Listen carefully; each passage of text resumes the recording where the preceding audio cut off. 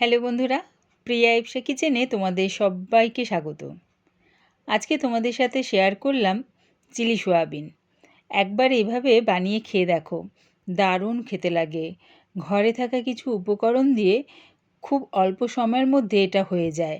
এটা তোমরা রুটি, পরোটা, ফ্রাইড রাইস, পোলাও অনেক কিছুর সাথে খেতে পারবে।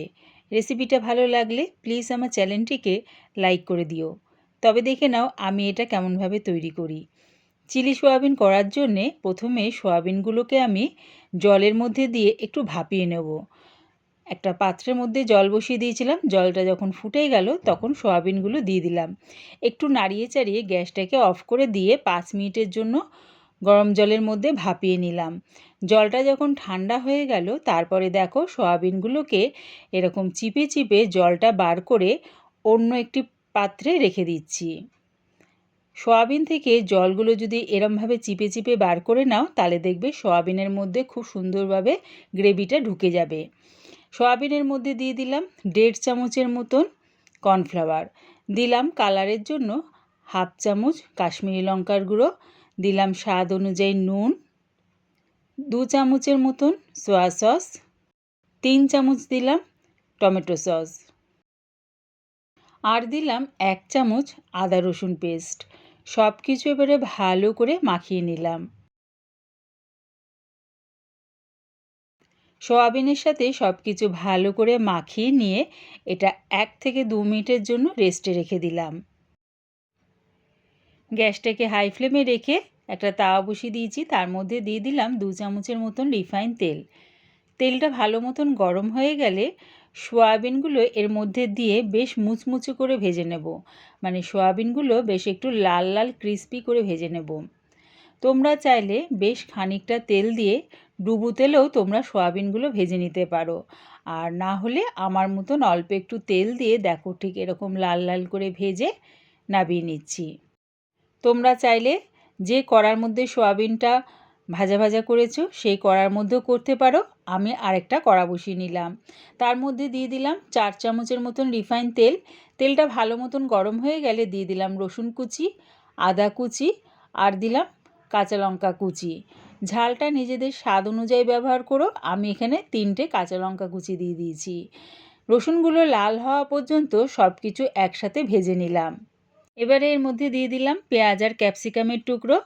পেঁয়াজ আর ক্যাপসিকাম বেশ ছোট ছোট টুকরো করে কেটে নিয়েছি, আর পেঁয়াজের কিন্তু প্রতিটা লেয়ার ছাড়িয়ে নিয়েছি। সামান্য একটু নুন দিয়ে হালকা করে এটা একটু ভেজে নেব।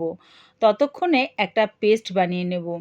একটা বাটির মধ্যে নিয়ে নিলাম অল্প একটু জল, তার মধ্যে দিয়ে দিলাম 5 চামচ টমেটো সস, দিলাম 2 চামচ ডার্ক সোয়া সস,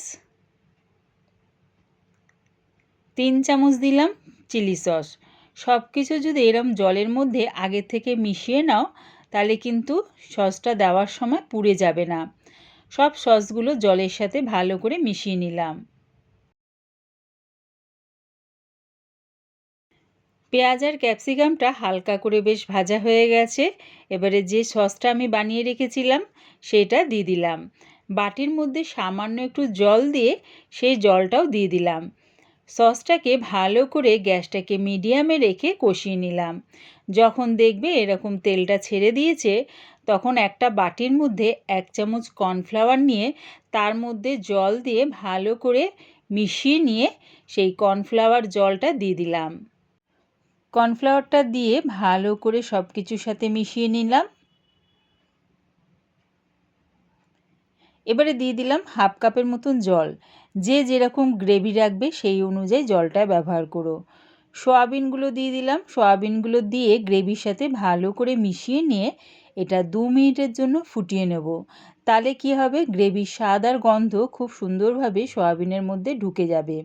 আর তোমরা যদি এটা ড্রাই চিলি সোয়াবিন করতে চাও তাহলে এর মধ্যে কিন্তু কোনো রকম জল ব্যবহার করবে না। কর্নফ্লাওয়ারের জলটা দেওয়ার পরেই একটু মিশিয়ে নিয়ে সোয়াবিনগুলো দিয়ে দেবে। রেডি হয়ে গেছে আমার দারুণ স্বাদের চিলি সোয়াবিন। একবার এটা আমার মতন করে বাড়িতে বানিয়ে খেয়ে দেখো, দারুণ খেতে লাগে। পুরো রেসিপিটা দেখার জন্যে প্রিয়া ইপসা কিচেনের থেকে তোমাদের সবাইকে অনেক ভালোবাসা রইল। চিলি সোয়াবিন রেসিপিটা ভালো লাগলে প্লিজ আমার চ্যানেলটিকে সাবস্ক্রাইব করে দিও।